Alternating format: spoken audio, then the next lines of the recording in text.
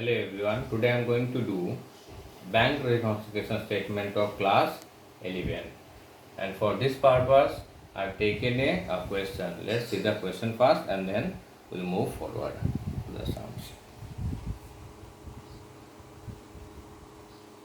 I have taken a question number 16. So here it is given from the following particulars ascertained from the books of statement of Mr. Atul Prasad 31st March 2019. In the point number 8 is given overdraft as per cash book 31st December 2009 12,190 rupees. Next, interest on overdraft 6 months, then check paid into bank but not cleared, then bill receivable discounted but dishonored. Next one E, bank charges.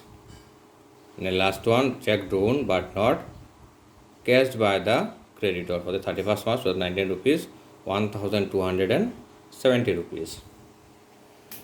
So in my last video also I have told you how to prepare BRS. This is the format: particulars, plus amount and minus amount. Clear? So BRS normally prepare BRS to find out the differences occurred, reasons for differences occurred between balance as per cash book and balance as per passbook. It means sometimes some differences occurs, like whatever we are preparing cash book, the bank column. For example, if we are preparing double column cash book, we are having two column cash and bank column. In our bank column, if it is showing balance of rupees 1 lakh, it means that in our passbook 1 lakh balance should be there, right? But sometimes differences occur for some reasons, right? Find out these reasons, we prepare a statement which is called bank reconciliation statement. Clear? Let's see the question. Question we have seen. Let's move towards the sum. So basic formula is, there is different methods are there to preparing BRS. Like the method which I follow is, whatever amount we are getting in our passbook, it means any amount which we are getting in our passbook, which is coming to our passbook, right, which increases our passbook balance. Like for any transaction which increases our passbook balance, that will put in plus item. If any transaction which will decrease our passbook balance, we'll put that amount in minus column. Very simple one. So first, and it is given, if it is given balance as per cash book, we need to find out balance as per or overdraft as per passbook. It is given overdraft in question number A. It is A. It is given overdraft as per passbook, right?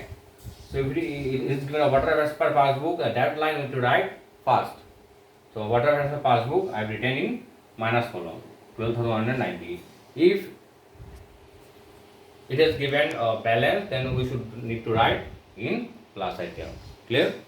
अगर overdraft दिया होगा तो minus side में डालेंगे, अगर balance इस पर cash book दिया होगा तो प्लस साइड में डालेंगे. बैलेंस होने से प्लस, ओवरड्राफ्ट होने से माइनस, या फिर डेबिट बैलेंस होने से प्लस, क्रेडिट बैलेंस होने से माइनस. Very simple. फिर नीचे लिखेंगे ऐड आइटम्स, मतलब क्या क्या आइटम ऐड होगा. ऐड होगा मीन्स व्हाट, प्लस साइड में आएगा.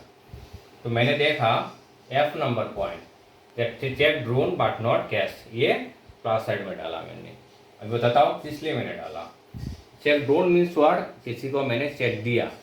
Drone, issued, given, same meaning. तो किसी को मैंने चेक दिया बट उसने वो चेक एंड कैश नहीं किया. कैश नहीं किया मतलब हुआ उसने अपने बैंक में जाके वो चेक नहीं डाला. नहीं डाला तो मेरे खाते से पैसा नहीं काटा. क्लियर? किसी को मैंने, अपने सप्लायर को मैंने चेक दिया और उसने चेक वो क्या किया, अपने घर में रख दिया. वो उसने कैश नहीं किया या फिर एनकैश नहीं किया, मतलब अपने बैंक में जाके नहीं डाला. अगर वो चेक वो सप्लायर अपने बैंक में नहीं डालेगा तो मेरे खाते से पैसा नहीं काटेगा. तो मेरे लिए उसको क्या बोला जाता है, फेवरेबल बैलेंस. तो मैंने इसको प्लस साइड में डाल दिया. ठीक है. तो मैंने देखा कि एक ही आइटम से प्लस साइड में आ रहा है, तो मैंने नीचे लिख दिया लेस आइटम्स. लेस आइटम में क्या क्या डाला मैंने, पॉइंट नंबर बी आ गया, interest on overdraft. Interest on overdraft means what, जो ओवरड्राफ्ट मैंने लिया बैंक से, सिंपल वर्ड बोले तो जो मैंने लोन लिया उसके ऊपर इंटरेस्ट बैंक वालों ने काट दिया, तो गया ना मेरे बैंक खाते से पैसा. तो क्या करेंगे, उसको माइनस साइड में डालेंगे 160 रुपीज़. क्लियर?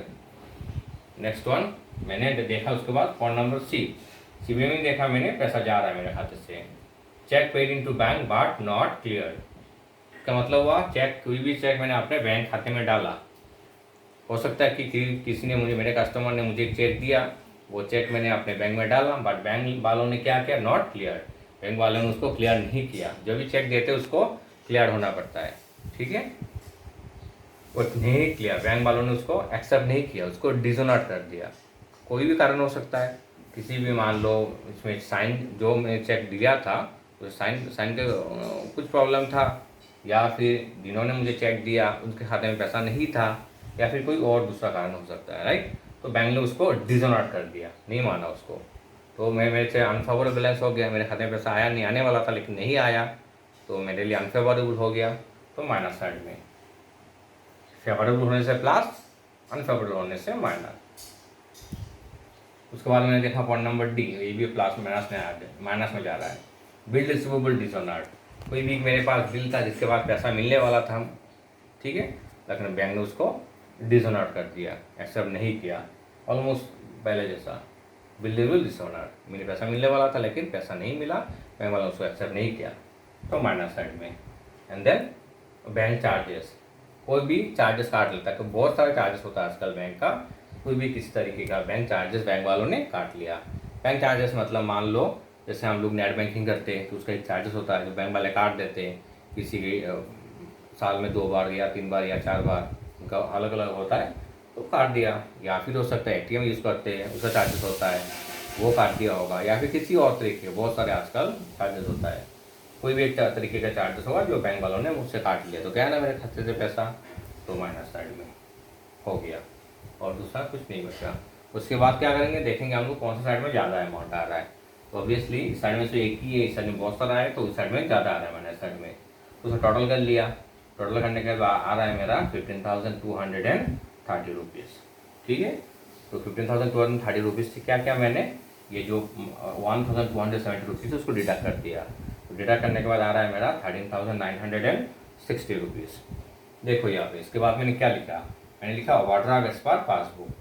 अगर यहाँ पे कैश बुक दिया होगा तो हम लोग क्या लिखेंगे, नीचे पासबुक, क्लियर पॉइंट कि पासबुक निकाल रहे हैं हम लोग, बट इसमें मैंने ओवरड्राफ्ट क्यों लिखा, इस साइड में अगर अमाउंट आ रहा है तो हमारा ये ओवरड्राफ्ट हो गया, ठीक है, मतलब इतना पैसा है नहीं हमारा, बैंक को देना है। ओवरड्राफ्ट का मतलब यही होता है कि बैंक में हमारा कुछ पैसा नहीं है, निगेटिव में पैसा है, निगेटिव में पैसा मतलब क्या हुआ, ये हम बैंक को देंगे। नॉर्मली हमारे खाते में पैसा होता है, लेकिन यहाँ पे हमारे खाते पे कोई पैसा नहीं है, ठीक है, उल्टा बैंक को हमें देना है, हमने ज़्यादा विड्रॉ कर लिया था, कभी कभार ऐसा होता है, जिसने क्रेडिट कार्ड वगैरह होता है तो हम लोग ज़्यादा विड्रॉ कर सकते हैं या फिर शॉपिंग कर सकते हैं, कोई भी कारण हो सकता है, तो ये 13,960 रुपीज़ हम बैंक को देंगे, क्लियर।